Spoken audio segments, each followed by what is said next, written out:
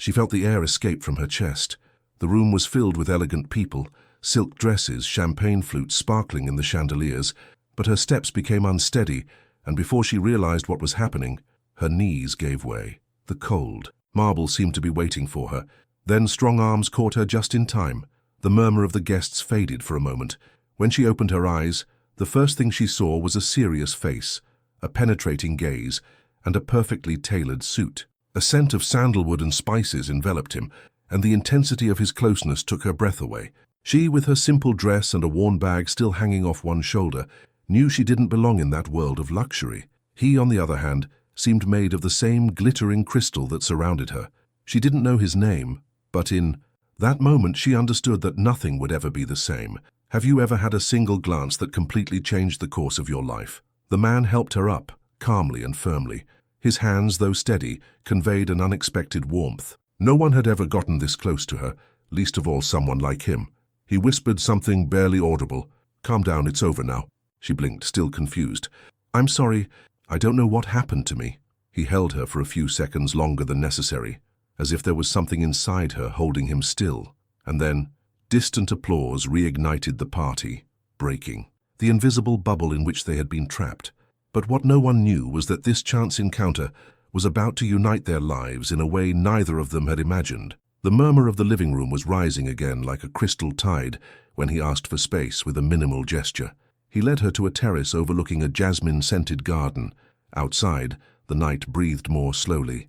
She held a cup of hot tea that a waiter discreetly placed, and the steam caressed her face like a caress of relief. He watched silently, with the calm that comes from absolute control, although a restlessness lingered in his eyes that brooked no witnesses. He introduced himself with unexpected simplicity for a man surrounded by power. He said her name, his voice deep and measured, and asked if he could sit by her side for a moment to make sure she was okay. She nodded, her heart still pounding, feeling the porcelain of the cup tremble slightly between her fingers. She wore a simple dress, made of soft but unpretentious material, and it suddenly seemed like too fragile a shield against that world of velvet and golden lights. He said he'd come there for an interview, nothing more than that. An email promising an opportunity at the foundation he chaired. Fate, capricious, placed his fainting spell in the midst of the brilliance. He listened, without interrupting, as if each word were a kind of key fitting in the right lock. When he offered her a linen handkerchief, she noticed the subtle scent of sandalwood and bergamot on the fabric. She thanked him with a look, not daring to say too many words. Have you ever accidentally told a stranger a part of yourself that you'd never said out loud? He then spoke of the foundation in impeccable terms, but at one point the perfection of his speech broke. He admitted that these galas reminded him of too many things, and the shadow of a wound passed like a cloud across his expression. She perceived there the crack through which humanity entered, and felt the distance between their worlds shorten to the size of a breath. An assistant approached with hurried steps. He said the media was waiting for a statement. He asked for another minute, with that calm authority that opens spaces where there isn't any. Then he looked at her bag, worn around the edges, and offered to send a car to take her home after the event. She wanted to refuse out of modesty, but her body still felt like glass. She accepted with a small gesture. Before leaving to meet with the press, he took off his jacket and placed it around her shoulders. The fabric retained its warmth. In that instant, the terrace ceased to be a terrace and became a refuge. Later, when the gala was over, the city seemed different. The car moved along avenues of liquid light. In the back seat, she rested her head on the glass and, for the first time in a long time, felt she could close her eyes without fear of falling. When they reached her building, small and with narrow stairs, he insisted on walking her to the door. He didn't go in. He wished her good night with a seriousness that, far from intimidating, offered calm. She got in slowly, still with her jacket on her shoulders, and the cup of tea still on her tongue like a warm memory. Two things awaited her desk: a soft-cover notebook filled with intimate thoughts, and a letter she'd never sent to her mother, the one in which she'd written months ago that sometimes the world seemed to spin too fast for someone like her. She draped her jacket over the back of her chair and opened the notebook. She wrote that night a deep voice had stopped her vertigo for a few minutes. Then she carefully folded the letter and placed it inside the notebook, as if the two objects could protect each other. The next morning, A message appeared on her phone with a punctuality that felt like destiny. She was invited to a formal interview in the glass offices, those that gleamed at the river's edge. Her heart raced. She thought of the jacket on the back of the chair, the tea from the night before, the notebook now breathing in the light from the window. She dressed in her best, tied her hair with a cloth ribbon, and set out like someone heading for a crossroads that changes maps. The offices were a world apart. The elevator ascended silently. The hallways were mirrors where more confident versions of themselves were repeated. She walked carefully, feeling her pulse in her wrists. At reception, she was directed to a room where he was already.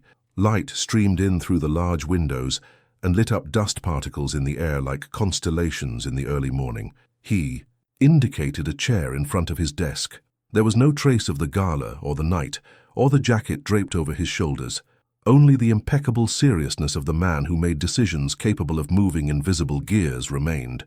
He spoke of a special vacancy, of the need for someone with patience, and an honest eye for a community program the foundation wanted to launch. He said it was an urgent project, that there were commitments, that the schedule was pressing. He listened to her describe her experience, her enthusiasm, her willingness, and when she finished, he took advantage of a pause to ask if she was feeling better. She replied yes, thank you, that she didn't know how to express her gratitude for what happened the night before. He made a gesture that was equivalent to saying, "You don't have to." Then came the twist she hadn't expected. He spoke with unusual candor. He explained that due to a specific condition of sponsorship, the project needed a public figure to provide stability and credibility. He proposed a temporary arrangement, a relationship of convenience that, in plain English, involved appearing together at events, interviews, and meetings for a few months. Her world stopped. She understood he wasn't talking about a simple employment contract, but something bordering on intimate, a kind of alliance meant to protect a larger edifice. He specified ethical conditions and clear boundaries. He said there would be absolute respect, that he expected nothing outside the agreement, and that any sign of discomfort would be enough to end the deal. In his gaze, however, lay an old weariness, as if he knew how much it takes to put one's body into maintaining a facade. She took a deep breath and looked down at her hands in her lap. She thought of her father, of the accumulating bills, of the back rent. She thought also of the letter she never sent, of the notebook where she had written that sometimes the world demands courage at the most inopportune moment. Would you accept such an agreement if you knew it could change the fate of your family, even if it cost you your peace? She asked for time to think it over. He nodded, without pressure, and offered her a set of keys to a small office on the same floor in case she needed a quiet place to gather her thoughts. The key was cold and light, a promise and a challenge in the palm of her hand. As she held it, she felt something of that alien reality begin to truly touch her. That same day, he walked carefully through the building. He discovered a room with wooden shelves filled with photographs of social programs, children laughing in the summer rain, women rebuilding workshops, and an older man gazing at the sea with eyes of his own discovery. In the background, a window overlooked a hidden garden where the jasmine spoke its name again. He sat on a bench and opened his notebook. He wrote that courage doesn't always roar, sometimes it whispers. He slid the never-sent letter between the pages, as if in a ritual, and placed the key on the cover, accepting that symbols choose us to tell us what we don't yet know. As she left the garden, she found him in the hallway. He wasn't smiling, but his gaze surrounded hers with an almost imperceptible care. He told her she could use the living room whenever she wanted. She thanked him, and as she was about to put the key away, she dropped it. He bent down at the same time, and their hands brushed. It was a light touch, barely a flash of electricity, that ignited her skin before disappearing. They both stood up a second later, as if moved by a silent choreography. That night, back in her apartment, she made a cup of tea. The steam drew shapes in the air, tiny animals, dissolving clouds. She placed the key next to the cup, on top of the open notebook. She reread what she'd written and for the first time allowed herself to imagine a life where fear didn't have the last word. Outside, the city breathed deeply. Inside, the silence took the shape of a possible future. The next morning, she sent a brief message confirming her acceptance of the agreement, subject to the conditions of absolute respect. He responded with impeccable efficiency, setting times and a schedule of appearances. Discreet rehearsals began to present themselves as a stable couple to the media and donors. The first test would be a visit to a children's clinic, cameras included, an afternoon of white sheets and softly echoing hallways. She felt on the verge of something she couldn't quite name. When the afternoon of the clinic arrived, everything smelled of disinfectant and hope. He walked beside her, maintaining a careful distance as if the floor were made of glass. They talked to families, stopped in front of drawings taped to walls that told stories of enormous suns and blue seas. She stared at one in particular, a clumsy but determined stroke, a red heart in the center of a house. She felt a sweet lump in her throat. A reporter approached with a microphone and a sharp smile. She asked in an innocent tone how long they'd been together. He replied with rehearsed clarity that they hadn't known each other long, but that they shared values and work.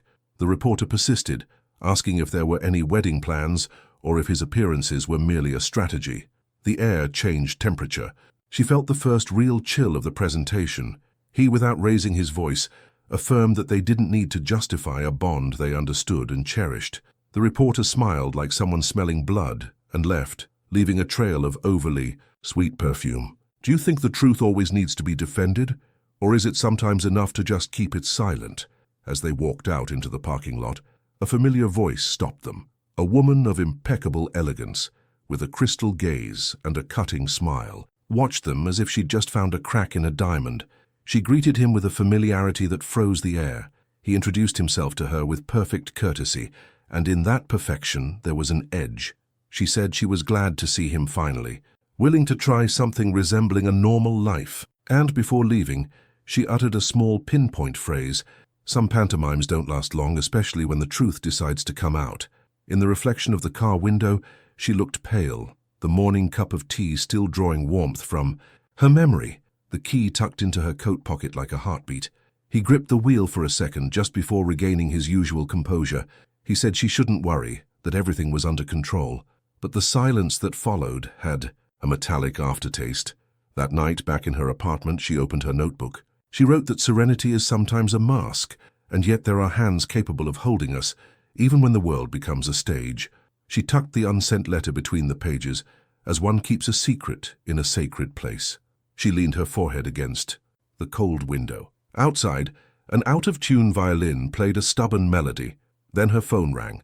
An anonymous message said there were many versions of the truth, and that they would soon reveal theirs. Attached was a blurry photograph taken that afternoon at the clinic, an angle that seemed designed to suggest, not show. She felt a familiar vertigo, a surge rising in her stomach. Before turning off the light, she left the key on top of the notebook, and on top of it the jacket she still had from their first meeting. She told herself she would sleep. She closed her eyes and waited for sleep to come. Somewhere in the city, headlines were writing themselves. The next day, the glass elevators took her up again. When the doors opened, the first thing she saw was him standing in front of the window, his back straight and his jaw tense. On his desk, a red folder. Beside him, newly arrived, was the woman with the cutting smile, the same one who had thrown the pin. The woman turned with an impeccable greeting and said, without raising her voice, that she had called an urgent meeting, with communications and legal, because, for everyone's sake, perhaps the time had come to come clean. The clock on the wall ticked for a second so long it felt like a year. The world started turning again, and now everything was about to change. The meeting began with the cold gleam of the glass table and the low murmur of printed emails changing hands. The woman with the cutting smile sat as if she owned the place. Communications discussed headlines already circulating. Legal mentioned reputational risks, and between the lines, the word scandal floated. He listened with a firm jaw, his hands clasped, his gaze fixed on a spot in the window where the river resembled a silver knife. She, at the other end, felt a throbbing in her temples and a slight chill on the back of her neck, as if someone had left a window open in the middle of winter. The woman proposed coming clean with the narrative. She said that transparency, if properly measured, could save them. She suggested a press conference with pre-arranged questions, a public appearance where it would be clear that the relationship existed for the good of the cause. Between brilliant words like strategy and narrative, she gently slipped in a poisonous doubt. If the young woman wasn't ready for the level of exposure, there was always a graceful way out. He responded in a low but unwavering voice. He assured her that there would be no concessions that would compromise anyone's dignity. He maintained that the project and the people were above any spectacle. She breathed deeper. For a moment, the room regained oxygen. At the end, The glass corridors returned to a tense silence. He reached her before she called the elevator. He asked her to stay a moment longer in his office. Inside, the light fell diagonally across the desk. The clock made an almost marine-like sound, and in a corner lay the jacket she had returned, folded with extreme care. He spoke without embellishment. To protect the program and protect her, the agreement had to be made more solid. Not a theatrical move, but a real alliance. He proposed formalizing it with a public commitment that would appease the sponsors and silence their mouths. Her heart leaped like glass. She hadn't imagined such vertigo. She stared at the key to her own office, cold in her palm, and remembered the unsent letter. A thought pierced through like a thread of light. When you fall, sometimes the only thing that saves you is the name someone gives to your fall. She asked for absolute clarity, boundaries, respect. He accepted them one by one, as if signing an invisible pact. There were no sweet promises. There was something rarer, a form of care that didn't seek applause. Would you make a public commitment to protect a love you don't even know exists yet, just because you sense there's something real beating beneath the noise? The calendar filled with appearances, a dinner with donors, an extensive interview with a prestigious magazine, a charity gala where the entire world would be watching. To avoid paparazzi chasing, security suggested she spend a few days at his house, a pale stone villa a few minutes from the city, surrounded by gardens planted with jasmine and olive trees. She hesitated out of modesty, but the exposure around his building was no longer bearable. She accepted out of necessity, and out of a newfound confidence she had learned to express without a voice. The first night at the villa smelled of wood protected from time. The walls had that homely warmth that only objects with history give. Travel stills, a silent piano, books with precise underlining. He greeted her with a courtesy that seemed like a coat. He showed her her room, offered her tea. In the kitchen, the boiling water was a steady beat. She held the cup in her hands and for a second allowed herself to look. He was without a tie, his shirt sleeves rolled up, his neck exposed, his voice closer. The tension wasn't thunder. It was that dim light that insists on staying. He led her to the study to leave her things. On the desk she placed her notebook. As she opened it, a loose sheet of paper slid out like a sigh and was revealed. The unmailed letter. He looked away respectfully, but the name written above stopped him for a moment, as if reading the door of someone else's house. She put it away immediately, with the quick gesture of someone protecting a secret. He changed the subject. They both understood they had reached a new shore. It rained that morning. The storm drew oblique lines on the windows, and the smell of wet earth drifted in like a tame animal. She couldn't sleep. She went barefoot down to the kitchen, made another cup of tea, and leaned on the counter, listening to the rain. He appeared, in the shadows, barely illuminated by a salt lamp. They sat in silence, sharing that border that separates sleep from the world.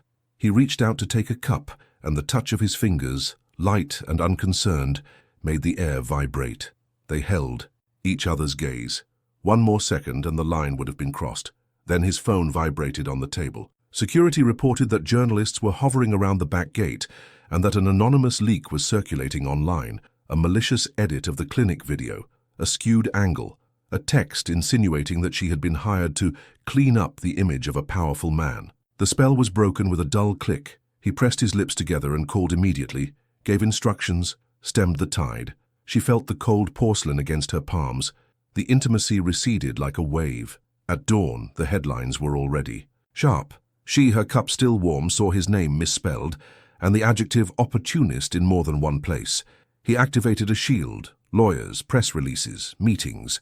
The woman with the cutting smile appeared, again this time with a proposal that smelled of gunpowder. If they were going to resist, they should pull off a public coup. She said that at the weekend's charity gala, they could announce their engagement with impeccable staging, rings included, an exclusive interview, and photos next to the wall of logos. He, silent, evaluated. She listened to the buzzing of a honeycomb in her own head. That afternoon, between costume fittings and phone calls, she returned to the studio for a moment and opened her notebook. She wrote that there are battles fought in whispers, and that sometimes dignity lies in knowing when not to respond. She took the unsent letter and placed it on the edge of the table, like someone placing a beacon. On top of the letter, she placed the office key, and on top a jasmine flower from the garden. Somehow she needed to remember her center. The gala arrived wrapped in gold. Chandeliers, carpets, cameras. The murmur of expensive perfumes mingled with suppressed laughter. She wore a soft dress that seemed like moving water and a light coat that he draped over her shoulders with a casualness that ached with propriety. On her wrist, a simple bracelet he'd offered her as a gesture of gratitude and support, with no promises he couldn't keep. She didn't know whether to thank him or leave before the night spoke its true name. They entered arm in arm with that perfect distance that photographers show. The flashes created a day within the night. They spoke with donors, smiled for the cameras, posed next to a panel celebrating the program's achievements. Everything seemed under control until the music faded and a video that no one had authorized appeared on the screens. The images were of the clinic, mixed with fragments of the office hallway, clippings of the garden and a furtive angle of the villa's kitchen through a window. The editing suggested a sordid narrative in which she was a hired ornament and he a strategist who bought affection to wash away old guilt. The woman with the cutting smile played the game of surprise with a perfection that no one could question. A harsh murmur ran through the room, like a breeze carrying ashes. She stood still. She felt the burning of 100 gazes on her neck. She searched for breath like someone searching for a key dropped in the dark. He stepped forward, asked for the microphone, asked to stop the video. The organization, confused, waited for seconds that seemed like an eternity. When the screen finally went black, there were already gazes that had decided their verdict. He spoke with a serenity that barely concealed the fire. He said the video was a hoax, that they would fight it in the courts and on the streets, and that he wouldn't allow anyone who worked honestly to be tainted. He said his name, hers carefully, like holding a piece of china. The room listened without listening. Questions began to rain down. Someone shouted from the back if it was all a romantic setup for donors. Another asked how much she was being paid for the role. The music dropped completely, as if it knew that dignity requires silence. She looked at him with a silent plea. She wasn't asking for grandiloquence. She was asking for a private gesture in public, a decision that would name what they were experiencing, even if they didn't yet know what it was. He opened his mouth to say something, and legally from the side, he made an imperceptible gesture. Don't expose yourself. Not here. Not now. That hesitation lasted only as long as a breath. It was enough to break something. She left the microphone where it was, took a step back, then another. No one stopped her because no one stops someone who quietly decides their own way out. She walked down the central corridor like someone going through a tunnel. In the foyer, the marble echoed back an ancient echo, that of the first day, that of the interrupted fall. There was no collapse this time. There was a decision. She crossed. The door in the night greeted her soundlessly. Would you stay and wait for a perfect defense in front of everyone, or would you prefer to go and silently take care of what the noise doesn't understand? She arrived at the villa, her breathing measured by willpower. In the study, she placed the unsent letter on the desk with the calm of a ritual. She wrote one last line she hadn't been able to write in months. I won't be saved if I lie about myself. On top of the letter, she placed the key to the villa that security had given her hours earlier, and on top of both, the jacket he had put on her that first night to protect her from a cold stronger than the breeze. She turned off the lamp. She took her notebook, her bracelet, and a cup of tea that still scented the kitchen, and closed the sedotto, careful not to wake the ghosts. The city waited for her with that humid breath of early mornings before it rains. She walked on without looking back. He arrived late, the smell of flashbulbs still clinging to his suit. He saw the letter on the desk like a lit beacon. He opened it with hands that had held entire worlds, and yet trembled before a piece of paper. He read slowly. The last line pierced his armor like a blade of grass. To one side, the key. Above it, the jacket. The perfect symbol of a defense that didn't reach him in time. The night, then, named the debt he owed to his own history. And on the other side of the city, someone was uploading a new clip to social media, something that shouldn't have existed. Images from the gala lobby, the exact moment she walked away. His face frozen in a tiny bit of doubt that the internet would turn into a verdict. The world prepared to turn again, this time with even more vivid violence. The next morning, the glass building revealed invisible cracks.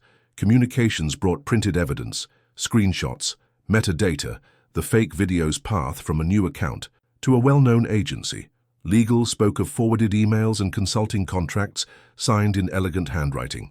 At the center of the plot was the woman with the cutting smile. The plan was perfect until she left a loose thread. An assistant tired of obeying orders leaked the receipts. The truth is, when she decides, she doesn't ask permission. He listened with a sunken brow. He didn't celebrate the discovery. He held it like someone carrying a burning log. He ordered all ties with the agency to be severed, apologized in writing to the clinic team, and, for the first time, heard his own breathing without the armor of office. He had failed where one cannot fail, in caring for someone he trusted. He knew it with the clarity of a cold dawn. Meanwhile, she returned to her neighborhood with a stride that seemed made of taut thread. The neighbor on the second floor looked at her with ill-disguised curiosity. The doorman offered her a long-winded good morning. On her table, her notebook waited, open like a window. She made a cup of tea, let the steam wash away her anxiety, and wrote down a question she'd been avoiding for months.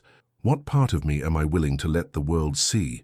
As she closed the notebook, the house was left with that peace after crying that doesn't always come, but when it does, it brings order. Before noon, he received an envelope with the foundation's letterhead. It wasn't a statement or a script. It was a brief, handwritten letter. He apologized without embellishment, and in a line that seemed to tremble, announced that he was temporarily resigning as president to protect the program from the shadow of his name. On a second sheet of paper, there was an invitation to a small event without scheduled press in the clinic's courtyard. They were going to inaugurate a room with music and books because the children had requested it. The drawing of a red heart inside a house was printed at the bottom. No promises, just a place and a time. Would you go back to a place that hurt you if you knew you were going to find something clean there, even if there were no guarantees?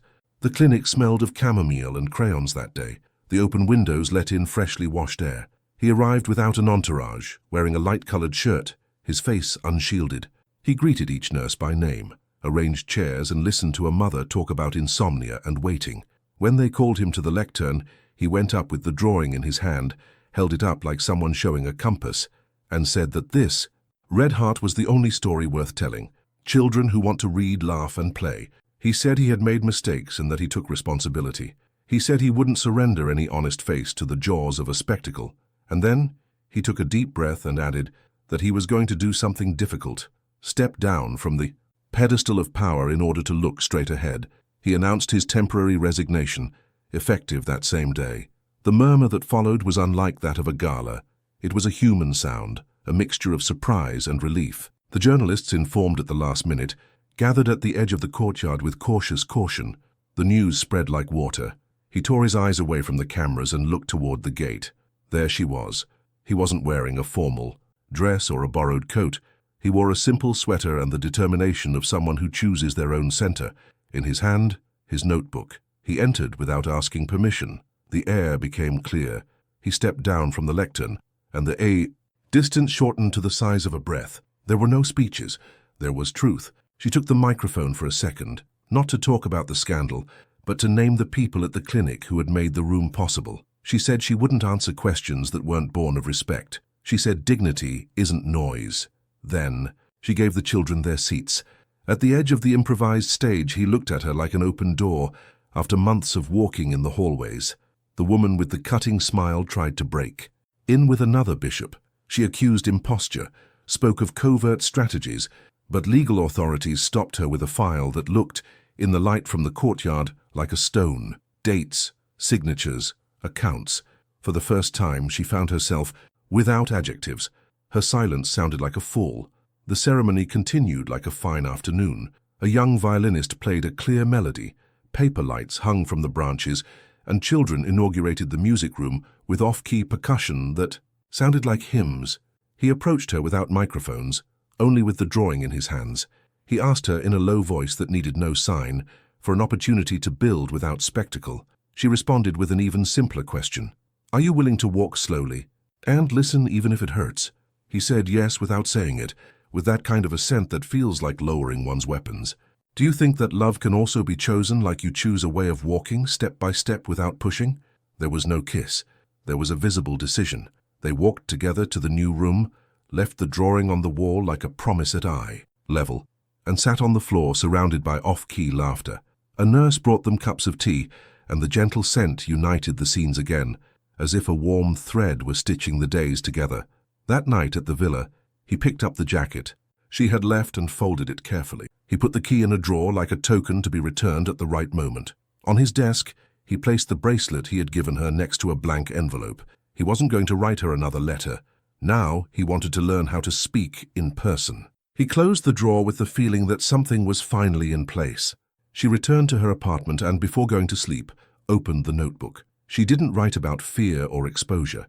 She wrote about rhythm, about listening, about the way a man who had always decided for everyone was learning to ask questions. As she folded the notebook, she noticed the inside pocket. The dried jasmine flower she had saved days before was still there, fragile and still fragrant. She left it on the table next to a half-full cup of tea. There were no finals yet, but the chaos had lowered its volume. The next day, the foundation announced an orderly transition. He, from the background, dedicated himself to the community program with a newfound seriousness. She coordinated the music and bookroom with a care that seemed hand-woven. The rumors continued like all things that don't know how to say goodbye, but they no longer had an owner. There remained, however, one last wrinkle: what they had been to the world and what they wanted to be to each other. The public reunion at the clinic had restored peace.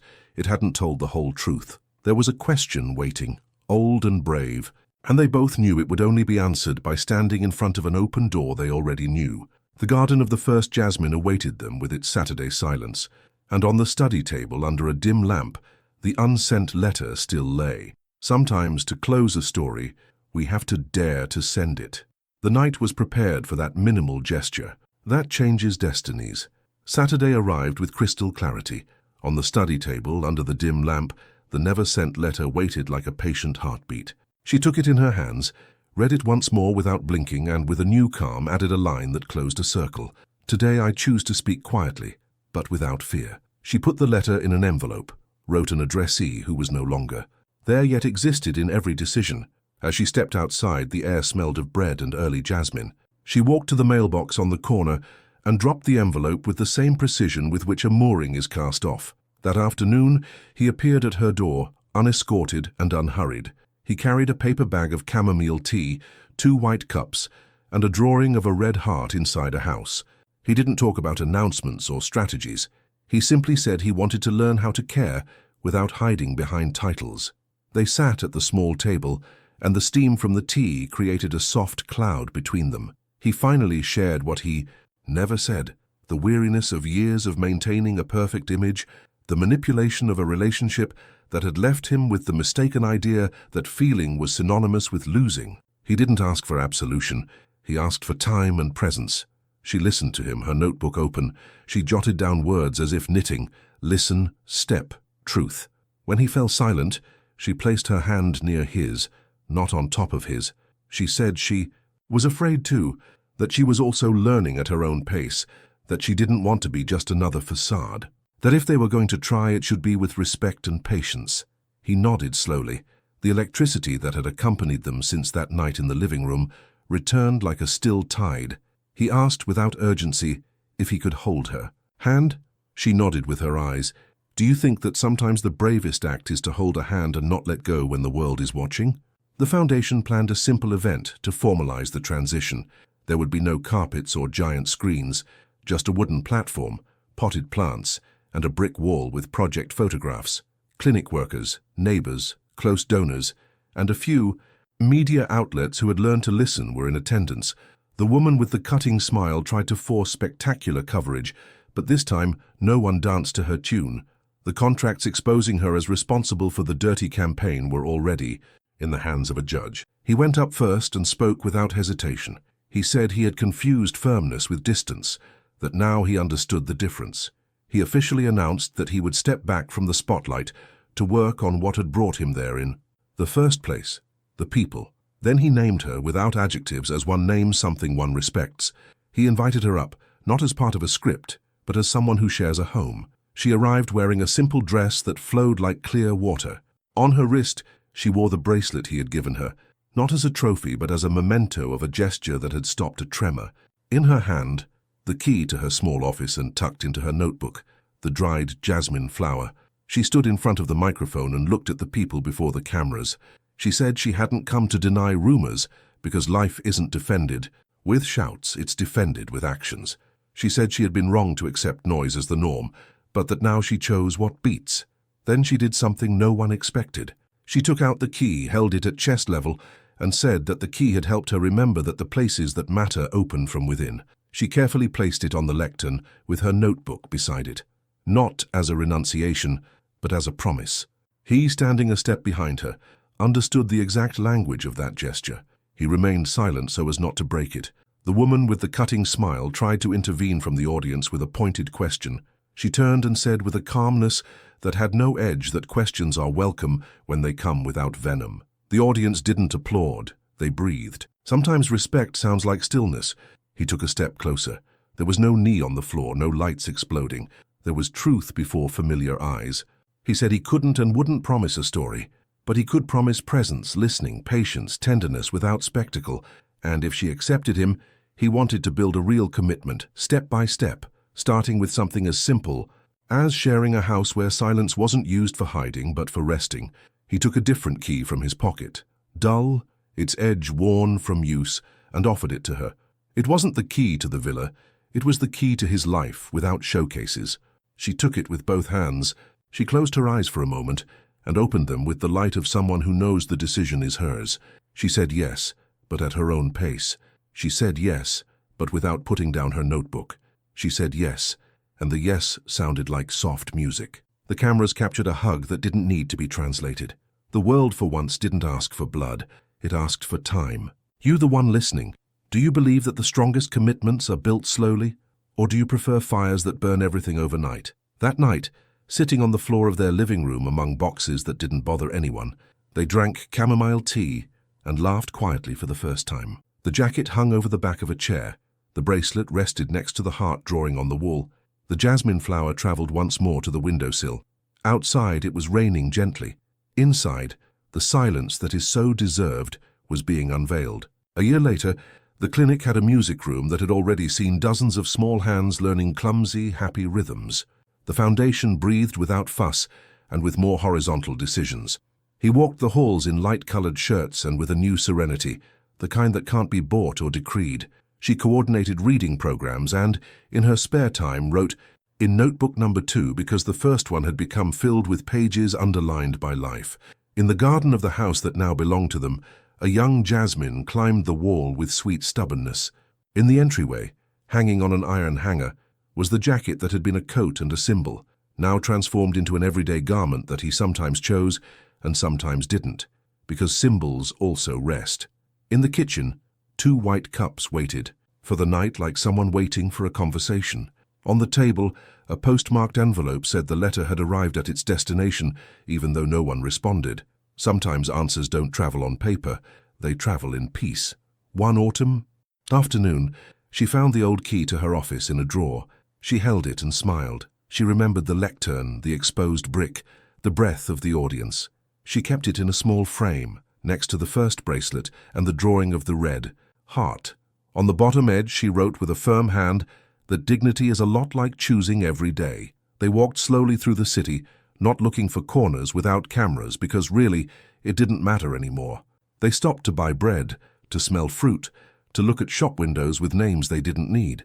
He sometimes took a step forward and then came back, like someone remembering that love isn't about getting there first. She sometimes squeezed his hand tightly in a crowd, because there are certainties that fit in a gesture. At dusk, they would light a warm lamp and open the windows to let in the scent of jasmine. He would begin to play the piano, clumsily learning scales like a child. She would laugh, and her laughter would drop invisible petals onto the parquet floor. Life had that tiny, miraculous sound of what is well cared for. Someone asked in a soft interview what had changed everything. He said that one day he held a woman who was fainting in a room full of crystals, and without knowing it, he had held himself. She said she collapsed and woke up in arms that didn't promise magic. They promised to be there. And that, in her world, is called chosen destiny. Because sometimes the bravest thing to do isn't to leave, but to choose to stay. If this story touched your heart, tell me in the comments what country you're listening from and what moment moved you the most. Like it if you believe true love is built step by step, and subscribe for more stories that speak directly to the heart. Remember that subscribing is completely free. With just one click, you'll always have a place in our family of stories. The letter took weeks to return transformed. It didn't come back with a written reply. It came back with a blurry stamp and a trail of blue ink that looked like dried rain. She found it in the mailbox one morning with a milky sky, held it in both hands like someone receiving a sacred object, and leisurely climbed the stairs. On the table, next to the still steaming cup of tea, she carefully opened the envelope. Inside were no words but her own, but the paper now bore the expression of having crossed distances. Sometimes the answer is the journey. He arrived shortly. Afterward, with a bag of warm bread and a small bouquet of jasmine that seemed brought back from a short dream. They talked about the day, about the music room that was already in need of more shelves, about the piano that insisted on learning how to play scales without stumbling. At one point, she slid the letter toward him.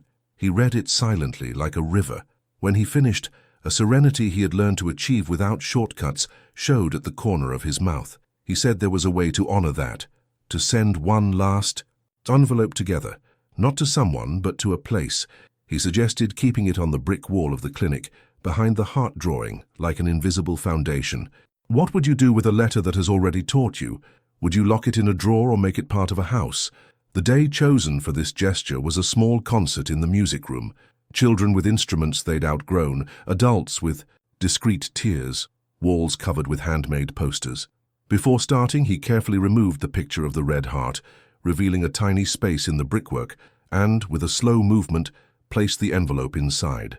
She placed her open palm against the wall as if touching a beacon. There was no applause, only measured breaths. The young violinist tuned, the piano agreed on a round note, and the afternoon became a shelter. The city seemed to finally assimilate, the new form of both. The headlines had changed from hunger, and the rumors orphaned sought another roof. There remained, however, one crease to be named, that intimate edge where commitment ceases to be a promise and becomes a path. An unexpected invitation arrived from an international conference on philanthropy and culture. They wanted the foundation to share the experience of the music room and the process of opening spaces that heal without noise. He hesitated. So did she. They didn't want to return to the stage as proof of anything, but they accepted, because the invitation came with fair conditions. No spectacle, no poisoned questions, with children playing, with open books, and with the story told as things that really happen are told. The auditorium was spacious and bright, with a light that seemed filtered through water. They took the stage with the calm of those who don't have to show off. They talked about the beginning, about the hidden jasmine, about the key in the pocket, about the first cup of tea that had restored their pulse. They explained that dignity sometimes takes the form of a half-open door, and that if you learn not to push, the door eventually opens on its own. When they finished, the children played. There was a simple melody that seemed like walking barefoot on the wood. Then something unexpected but true happened. A woman in the audience asked to speak. She didn't wear a cutting smile. Her voice was filled with dark circles of tiredness and honesty. She said she worked in the press, that she had believed quick stories which she now understood slowly. She apologized on behalf of no one, as one truly apologizes. The audience didn't applaud.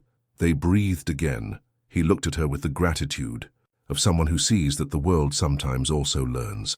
On the way out in the courtyard, the trees cast gentle shadows over the wooden tables.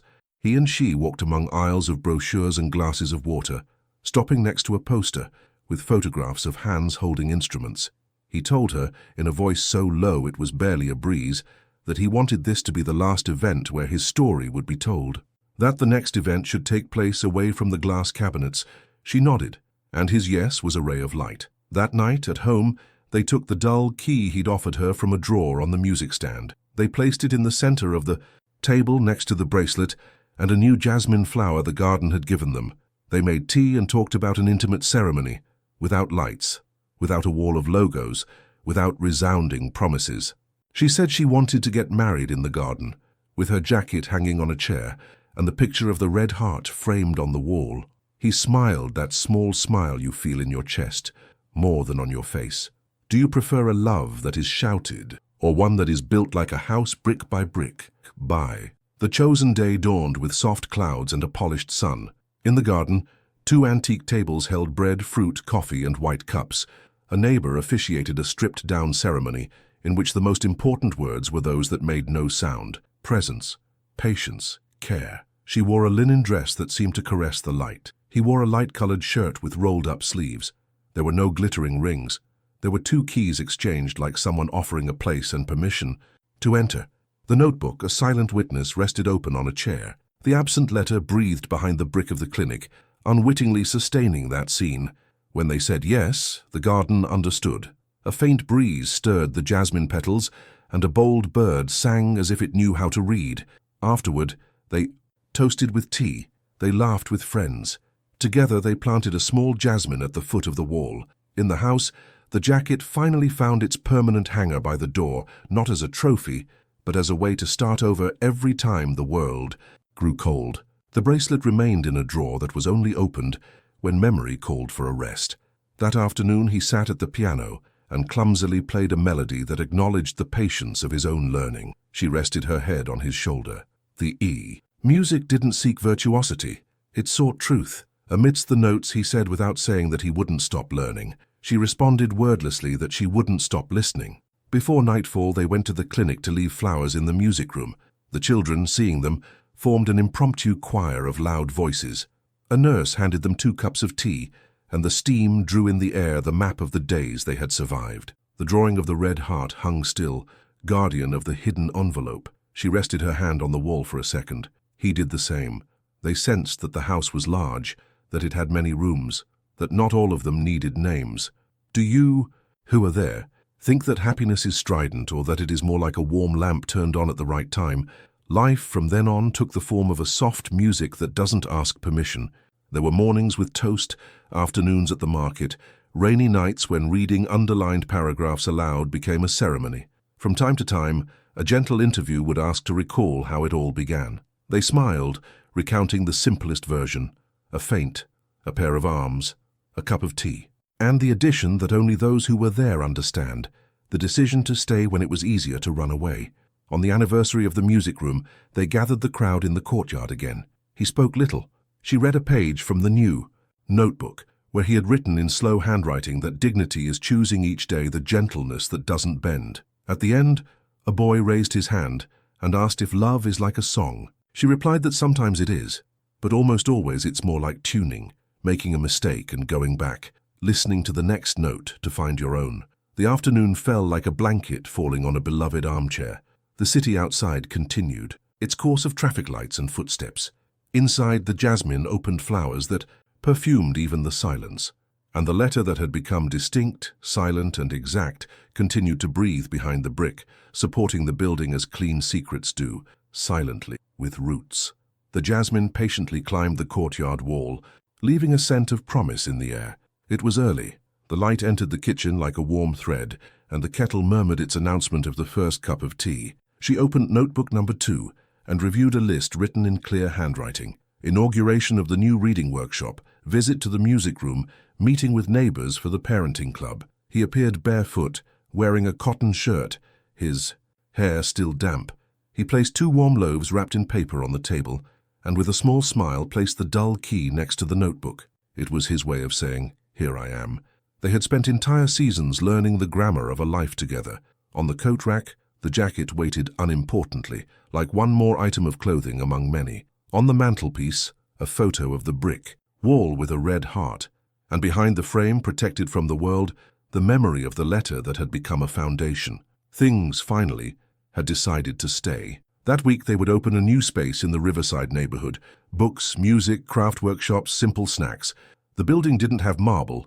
It had large windows and a courtyard where the wind played. He handled suppliers, permits, and insurance.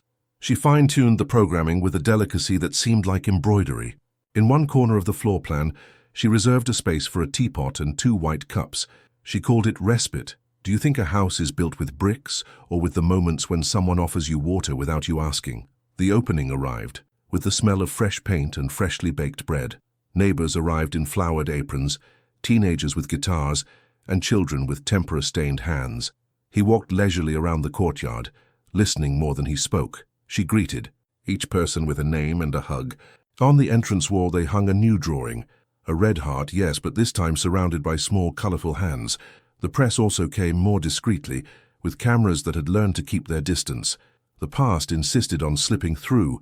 A crack. The woman with the cutting smile appeared at the edge of the courtyard without an entourage, with a gesture that no longer cut through. She held a white envelope in her hand. She asked to speak. No one invited her to the center. He approached calmly and listened. She said she came to apologize, that she had lost a job and had found herself with less noise. She offered documents that clarified old contracts, names, dates. He received the envelope respectfully and put it unceremoniously in his pocket. There were no theatrical reconciliations. There was a clean edge that didn't hurt. In the afternoon, a cold wind blew up from the river. Some balloons drifted into the sky and a boy laughed as if chasing kites. In the large room, the two of them improvised a reading. They talked about doors that open from the inside, keys that make no noise, letters that travel to teach us how to name. At the end, a young mother approached and asked if there would be a space for babies, if they could sing lullabies without embarrassment. She made a note in her notebook and said yes, of course.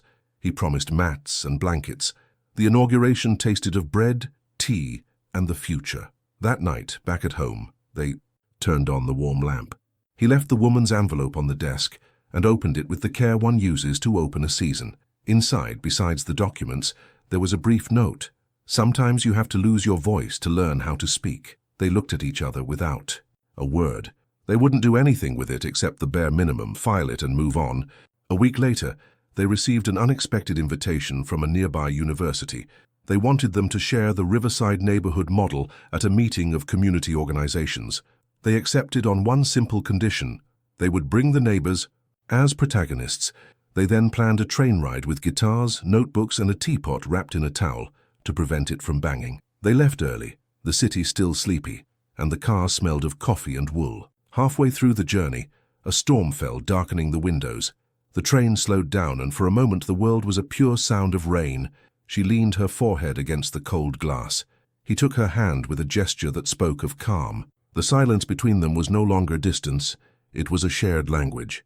In the seat opposite, a little girl yawned and fell asleep on her grandmother's lap. The clock kept time, but time became something else.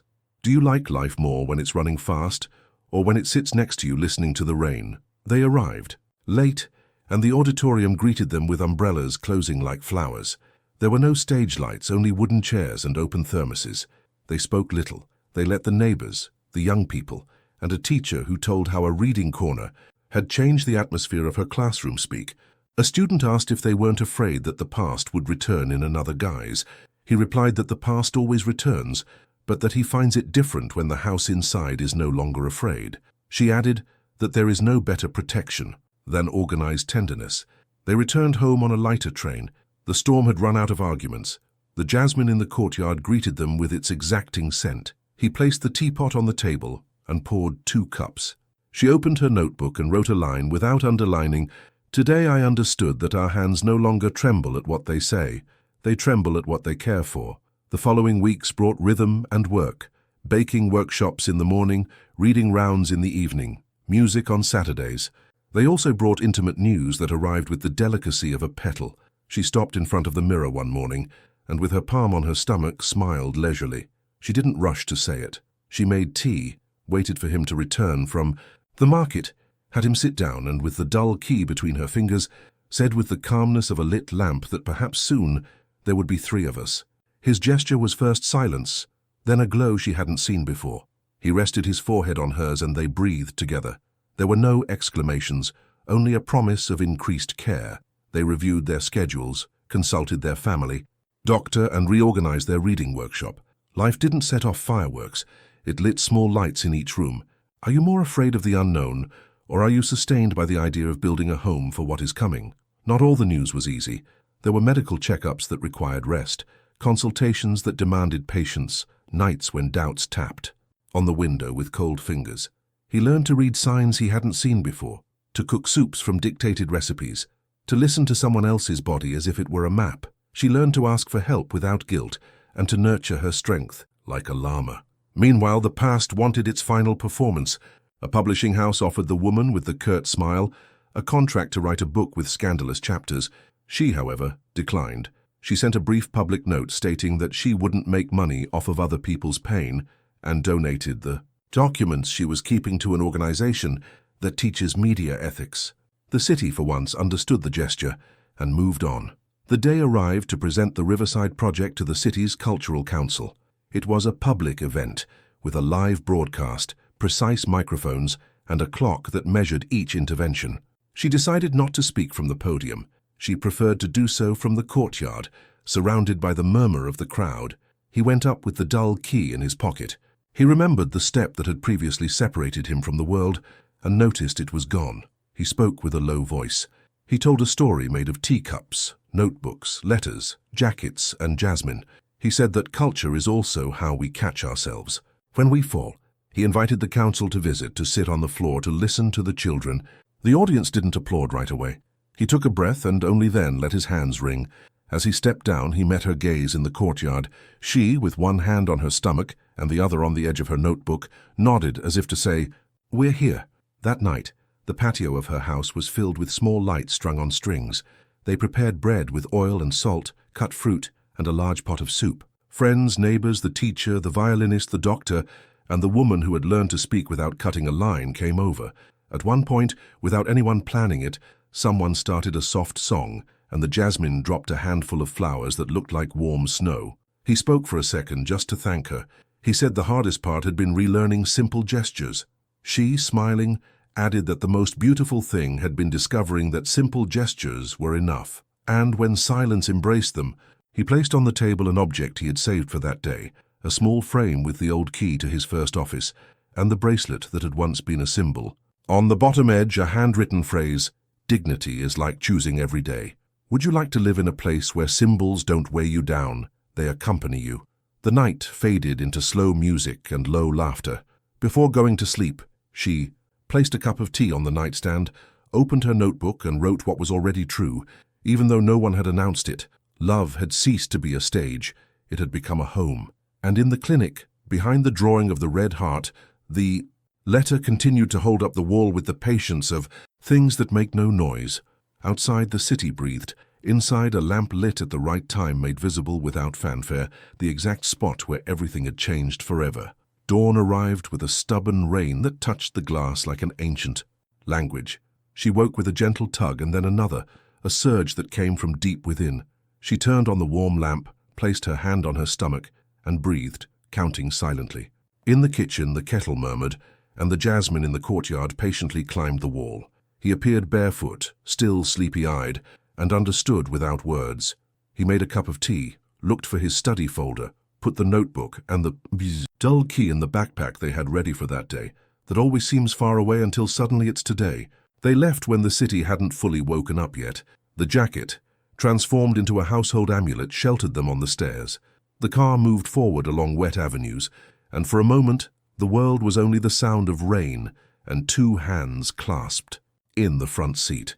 At a stoplight, she looked at her own body's mental clock and knew that time was doing its thing, with an accuracy that is both frightening and sustaining. Would you be ready to hold on without promising miracles when life decides to push forward? The clinic welcomed them with dim lighting and the smell of freshly laundered sheets.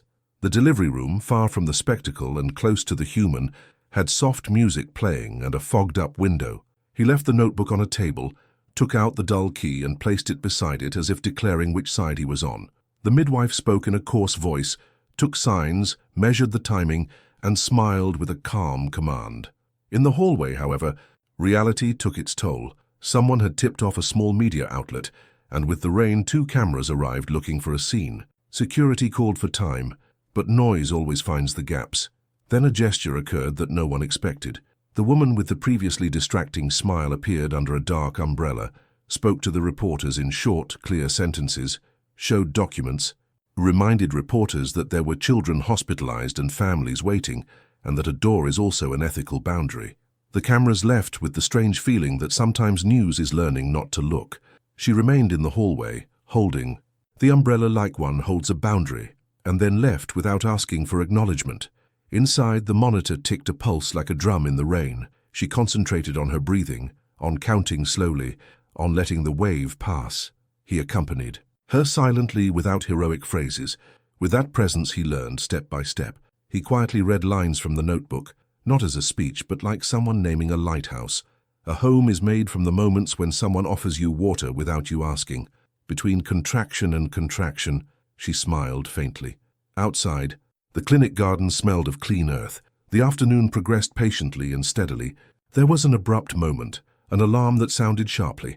Professionals who entered with orchestral precision, brief instructions, a change of position, an adjustment of the plan. He felt the old impulse to take control of everything and chose the opposite, to trust.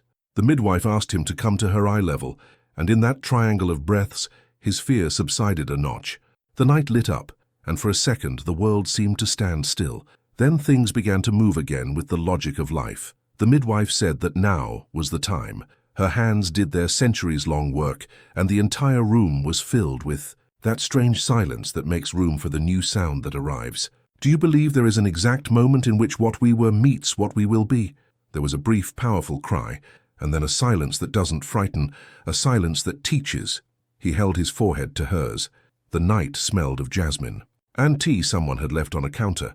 The world, with a moving delicacy, changed size. Part 9. Dawn entered through the window with the clarity of a warm blanket. In the bassinet, wrapped in soft cloth, slept a tiny body, breathing as if air had just been invented. There was no fanfare. There was background music heard only by those very close. She looked at the entire face of that beginning and found a resemblance she hadn't sought, a gesture at the corner of her mouth that she recognized as her own and as a gift. They decided on the name without much thought. It sounded like words that find their place. They called her Alba because she was born of light and patience, and because every day begins with something that makes no noise and changes everything. A dried jasmine flower remained in the pocket of his backpack, which he had kept without knowing why. Now it made sense. The clinic was home for a few more hours. The young violinist stopped by to say hello and played a tiny melody in the hallway, barely a sweet thread that didn't disturb their sleep. A nurse handed them 2 cups of tea. He held his with hands that were no longer trembling. She stroked Alba's forehead with that care that is a verb, not an adjective. In the yard, a gust of wind stirred the branches. The woman who had been cutting came by to leave an envelope with papers for the law office. She didn't ask to be admitted. She didn't leave a card. She only wrote in the margin that sometimes learning means disassembling the knife until it becomes a spoon. Someone thanked her from the doorway.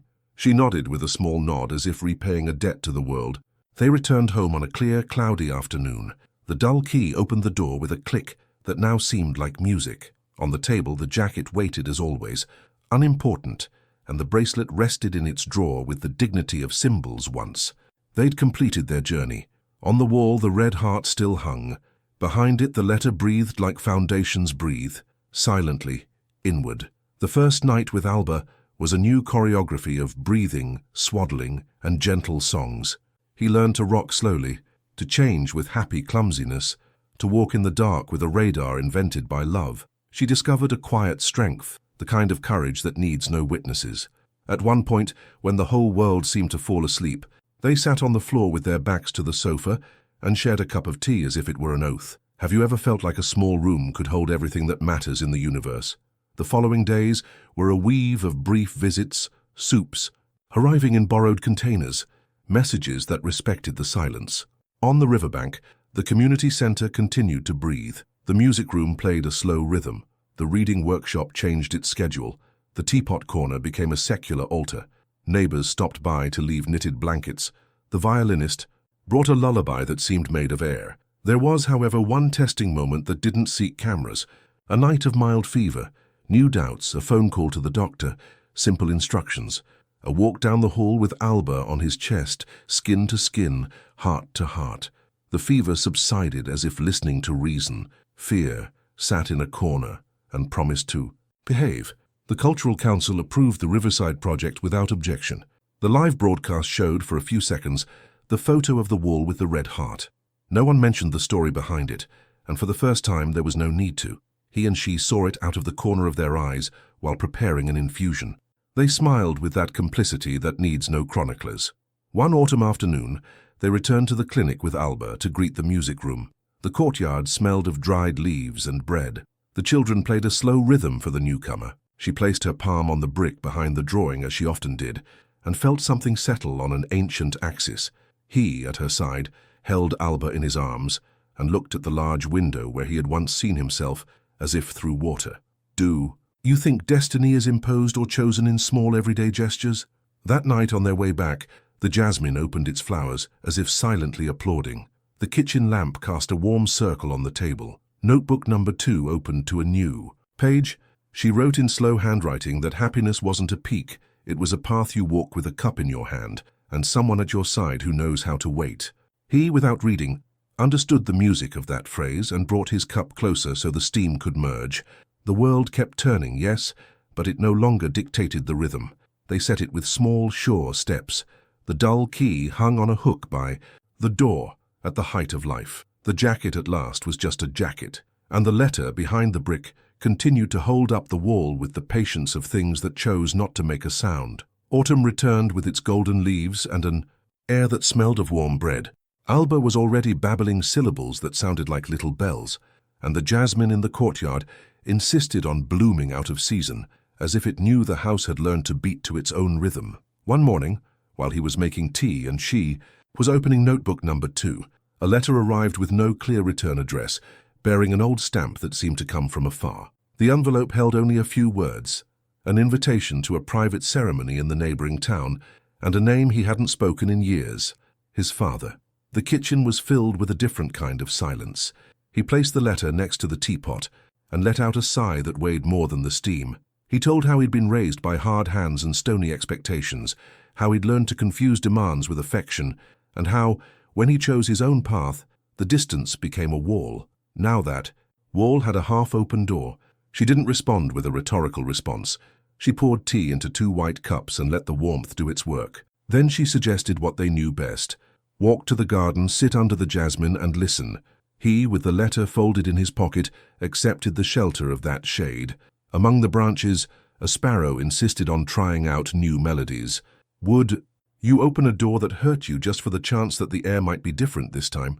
They decided to go, not out of protocol, but to heal old ties. The ceremony turned out to be a public recognition of anonymous benefactors of local libraries. In the front row, a grey-haired, straight-backed man looked toward a wooden stage. When he saw them, his expression broke slightly, just enough to allow something resembling humanity to pass through. There was no immediate embrace. There was a slow nod, and then a conversation in a hallway that smelled of antique wax. The father spoke with a voice searching for its own clarity. He said he had been more harsh than wise, that he had missed things for fear of losing control, that he had followed him from afar through articles he never admitted to reading. He didn't ask for forgiveness with words, but with a small wooden box. Inside, an old worn-iron key and a tiny note that said, hopefully this time, the doors would open on the right side. He held the key with fingers that knew the weight of symbols and recognized in that piece of metal the map of a language they were finally learning to share. Upon returning home, they placed the new key on the table next to the dull key that was already theirs. The bracelet rested nearby, and, beyond it, the jacket hung undramatic. She opened her notebook and wrote a line she seemed to have been waiting for that day. There are doors that open quietly, but they require courage in the knuckles. He smiled leisurely, stroked the edge of the key with his fingertip, and said, with his eyes, that not all returns require trumpets. Sometimes the right step is enough. The following days brought a grateful calm. The Riverside Center grew as well-watered things grow, with patience and without fanfare. However, a proposal arrived that smacked of a challenge. The Philanthropy Council wanted to reinstate him as president of the foundation under a new horizontal structure he had learned from his recent journey. They assured him that now leadership could be a shelter, not a shield. He hesitated. Returning meant visibility, schedules, agendas, lines of communication that sometimes resonate with a showcase. She poured him a cup of tea, and without pushing him, asked the question she commanded, "Why would you come back?" He stared at the jasmine leaves moving in the air. He said it would only make sense if the return didn't erase the learning, if the music room continued to play, if the Riverside neighborhood continued to be a compass, if his house maintained the right to silence without explanation. Would you accept a position that was once a cage for you if you were promised that it was now a window? They asked for a condition that seemed small, yet was a foundation. Any announcement had to be made in the clinic's courtyard, next to the drawing of Red Hot, with cups of tea in paper cups and children singing cheerful tunes. No carpets or harsh lights. The council, surprised, agreed. On the agreed-upon day, the clinic breathed with bread and crayons, like the first time. He spoke in front of the brick wall and said he agreed to return, not to hold up a pedestal, but to make room. He named the women of the riverbank, the young men born to song, the hands washing paintbrushes, and the eyes reading for the first time. He said his office would have a large table and a kettle on, that the door would remain open, and that his schedule would have spaces for life. When he finished, he gave her the floor. She didn't read figures or 5-year plans. She told a simple story of keys, letters, notebooks, and jasmine. She said that returning wasn't about returning to the same old thing. It was about moving the world a millimeter toward organized tenderness. Then she called the children and the violinist to play, a new melody someone had composed with notes from the patio and wind instruments. The live broadcast showed the scene unfiltered. The media, for once, learned to use the right light. On social media, one comment was repeated without fanfare. Power can be exercised as one who holds, not as one who squeezes. That night, at home, he opened a drawer he'd always avoided. Inside, old papers, to-do lists that smelled of another era, unstamped letters never sent. He took a blank sheet of paper and quietly began his own letter. Not to the press or the board, not to his colleagues or donors. A letter to his son who still didn't know words, a letter that said that when the world pushes you to turn to stone, you can choose to be a river. He folded it carefully, placed it in an unaddressed envelope, and took it to the clinic the next day. With hands that no longer trembled, he placed it behind the heart drawing next to her letter. 2 pieces of paper holding up a wall, 2 voices holding up a house. Isn't it beautiful when the past learns to hold on and stops weighing you down? From then on, time was on their side. There were market mornings, workshop afternoons, nights with a clumsy piano and quiet laughter. Alba grew up with a serenity that resembled the sound of a kettle finishing its song. The woman who used to cut the dough began giving talks on media, ethics, and no one applauded with morbid curiosity. They applauded with respect. His father came by on Sundays without a suit, with loaves of bread he was learning to knead. The house made room, and one day, one of those days that doesn't seem special, a small scene occurred that explained everything. Alba, with petal-like hands, took the dull key from the hook on the door, held it as if it were a treasure, and placed it on the table, right between 2 lukewarm cups. He and she looked at each other, and in that look lived all the answers. The new cycle at the foundation required learning different choreographies, meetings where people listened, tables without heads, decisions based first on truth and then on numbers. He began carrying a soft-covered notebook in his pocket with 3 words on the front page: presence, patience, care. When the old impulse to rush reared its ugly head, he would touch the edge of that notebook and remember the temperature in the house. An invitation came from afar, almost like a final test. An international forum proposed a panel on reputation, crisis and reconstruction. They wanted their story. This time, instead of denying it, they proposed a trade-off. They would attend only if the forum agreed to change the panel's title to something less hungry. They suggested a simple phrase: what we learned when we turned down the volume. The committee, after its own debates, accepted.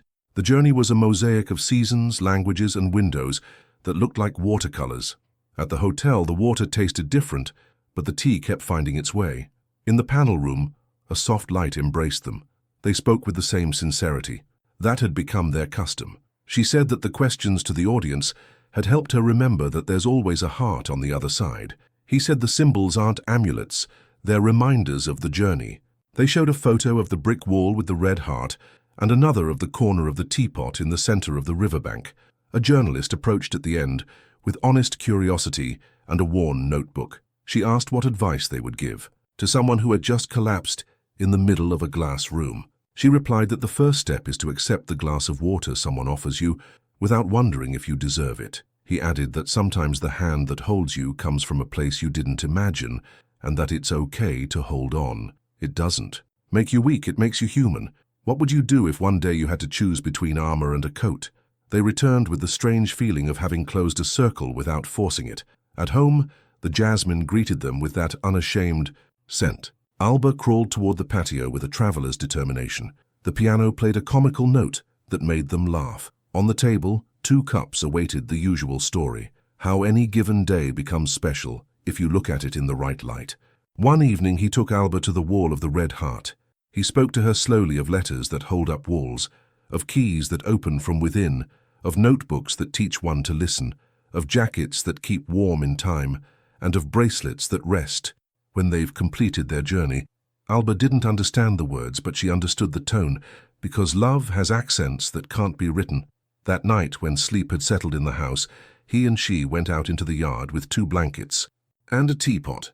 They looked at the sky like someone reading a score without notes. She rested her head on his shoulder, and he enumerated, not aloud, the graces he owed. Then, unhurriedly, they went inside. On the table, the dull key shone just enough. The world. Outside followed its choreography. Inside, life chose the soft music they had decided on forever. Winter crept into the morning with a cold, clean breath. In the kitchen, the kettle sang softly, and the light opened a golden path to notebook number 2. Alba was still sleeping, with that rounded breathing that seems invented by peace. He reviewed a brief agenda, different from those of other years. Visits to the Riverside Center, a meeting with librarians from the upper-class neighborhood, a music rehearsal with the children to prepare for the opening of a new space in the port area. She drew a small key in the margin, and beside it, a steaming cup. That was how the great days began now, with symbols that became every day. His father arrived mid-morning with a loaf of bread wrapped in cloth and an old wooden box. He placed it on the table without ceremony. Inside, a worn edition of poems that spoke of the inside of houses and of doors that make no noise when opened. Between the pages, a metal bookmark shaped like a key. The man said a few words, just the right amount, and then stayed to drink tea. The walls, which would have previously tensed his shoulders, now seemed like an extended blanket. He looked at his father and saw in the corner of his mouth the same luminous tremor he had discovered in himself when he finally dared to let his guard down. The new port space opened that afternoon. There would be no carpet or spotlights. There were wooden tables, shelves waiting for books, a large room with simple instruments, a corner designated as a respite with a teapot and white cups. The wind carried the scent of salt and gentle rust. The neighbors arrived with cakes, the teenagers with guitars, the children with willing hands. He walked through the courtyard unhurriedly. She stopped to talk to each person, to learn names, to ask what was missing. The answer was noble and precise. What was missing was shared time, but that was already beginning to come. Would you dare to open a door you don't know if you knew there were hands waiting on the other side? The afternoon passed smoothly until a murmur changed its tone. A young volunteer with wide eyes and slender hands had turned pale next to the lectern. Her breath seemed to escape her for a moment. She had slept little, someone said, and she wasn't used to speaking in public. The scene, small and enormous, echoed an old tune in her chest. The young woman's body gave way slightly, and before she touched the floor, 2 firm arms held her. This time they weren't just arms. They were 2 presences at once. He on one side, she on the other, like a hammock that won't let go. They led her to the respite corner. They sat her down, offered her water and a cup of tea. He loosened the button of a dark jacket and placed it around the young woman's shoulders, a gesture that memory recognized as a light-on in an old hallway. She held the cup next to her trembling hands, following his pulse until it found its rhythm. Again. The young woman opened her eyes with a mixture of embarrassment and relief. She searched for an explanation in her own voice and found none. They didn't ask for explanations. They asked only that she breathe, that she feel the warmth, that she listen to the music in the courtyard. Outside, a keyboard played clumsy, happy notes. They returned together to the edge of the stage, unhurriedly. She spoke to the audience as one speaks to a house, calmly. She said that sometimes emotion weighs heavily, and that the body does what, it can. She said that what had just happened wasn't a mistake. It was a reminder that true places sustain us when the world spins faster than the eyes can see. He added that that center was born for that, to sustain. The young woman, with her jacket draped over her shoulders, nodded and smiled with that light that remains after a fright. The audience breathed in unison. There was no morbid curiosity. There was a gentle recognition. Don't you think it's beautiful when a gesture that saved you once comes back to save someone else, and in the process, saves you again? The afternoon continued with music, bread, and voices. His father approached. The tea table, poured with hands that had learned to measure water in silence and stood there grateful to be useful. The woman who had stopped cutting things with her voice appeared at the edge of the courtyard with a box of donated books. She didn't ask for a microphone. She asked where to stack them. She stood arranging them on a table in profile as if she finally understood that some stories are only honored by working in a low voice. At one point, he and she went upstairs together for a brief word. They didn't talk about achievements or numbers. They explained that when you open a house, it's good to choose a symbol that reminds you of its purpose. They pointed to the corner, with the teapot, showed a photograph of the wall with the red heart, and told the story of the letter holding up the bricks. People didn't ask for details, they asked for directions. They understood that beautiful places are those that bring you back to yourself. As night fell, the port turned on its headlights and the wind unraveled the clouds. An impromptu choir sang a calm sea song. Alba, in her grandfather's arms, clapped her hands out of rhythm, and no one wanted to teach her anything else because that messiness was also music. He stepped down from the small stage and found the young volunteer already. Recovered, she returned his carefully folded jacket to him, and before leaving she showed him the edge of a notebook. Written on it, in tight handwriting, was a simple goal: to learn to speak to fear without shouting at it. She smiled as she read it. She put it away like someone receiving a map. They walked home slowly. The jasmine greeted them with a scent that seemed to have waited for just that hour. On the table, the dull key found its hook, and the new key inherited from their father rested beside it, old and firm, without imposing itself. The jacket returned to its hanger. The bracelet, still in its drawer, seemed grateful for the respite. She opened her notebook and wrote that a repeated gesture can be literature when done in time. Before going to sleep, he sat at the piano and searched for the afternoon melody. His fingers stumbled and then found a simple sequence that smelled of port and bread. She rested her head on his shoulder. Alba breathed in a cottony dream in the next room. The world, for once, asked for nothing more than that scene. Then he remembered the old edition of the poems and searched among its pages for the key-shaped bookmark. He placed it inside her notebook, like someone pointing to a door worth crossing again and again. She found it soon and smiled. There was no need to say anything.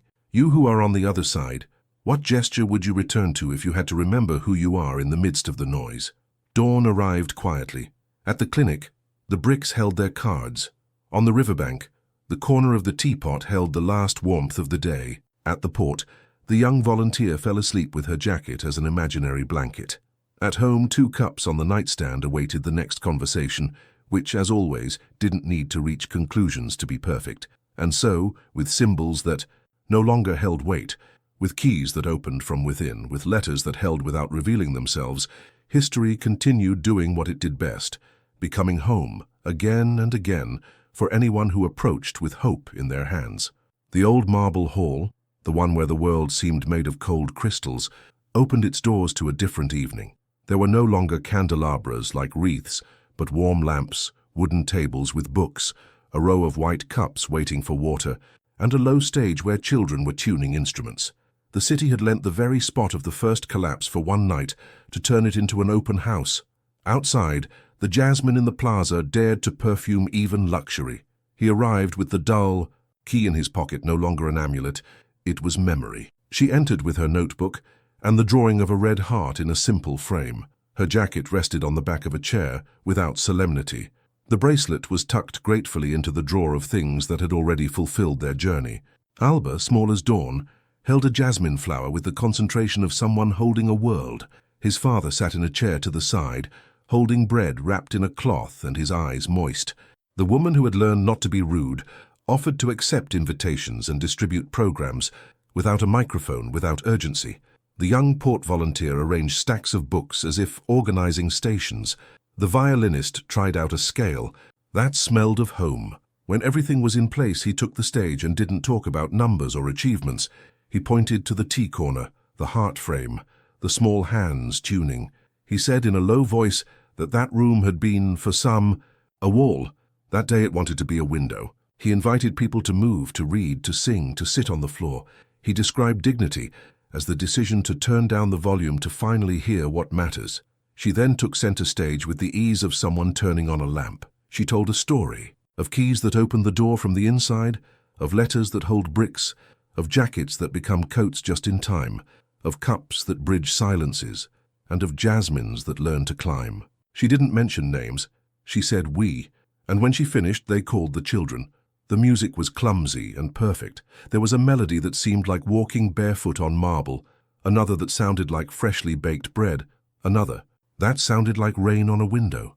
Alba clapped her hands out of time and he followed her, inventing an intimate rhythm that no one needed to correct. The people breathed at the same time. No one asked about dead rumors. No one asked for a scene. That hurt. They chose the scene that heals. Do you also feel that a place changes its name when we decide to inhabit it with tenderness? Finally, he took the dull key out of his pocket and placed it on a table next to a small clay bowl. She left a sheet of notebook beside it with a simple phrase, "This house opens with hands." Alba added the jasmine flower. It wasn't a ceremony, it was a gesture. People understood, and without fuss or fanfare came forward to leave their own. A photo, a brief note, a folded word. The marble room for the first time seemed to breathe from within. The afternoon closed when the city had already turned on its first lights. They left last, walked slowly, crossed the square. At home the teapot sang its familiar song. He left the key on its hook. She laid her notebook on the table. Alba fell asleep, with the flower in her hand. At the clinic, behind the red heart, the letter continued to hold the wall up like roots, silently, with purpose. The world outside followed its choreography of dates and headlines. Inside, life chose to continue, as it had learned. Presence, patience, care. And every time fear tried to knock on the window, a cup of tea, a dull key, a jacket draped over a shoulder, a jasmine flower in the night, and an open notebook reminded us of the path. Because sometimes the bravest thing is not to leave, but to choose to stay and light the lamp in time. If this story touched your heart, tell me in the comments what country you're listening from and what symbol would accompany you today. The letter, the key, the teacup, the jacket, the bracelet, or the jasmine. Like if you believe true love is built through small gestures, and subscribe for more stories that speak directly to the heart. Remember, subscribing is completely free. With just one click, you'll always have a place in our family of stories.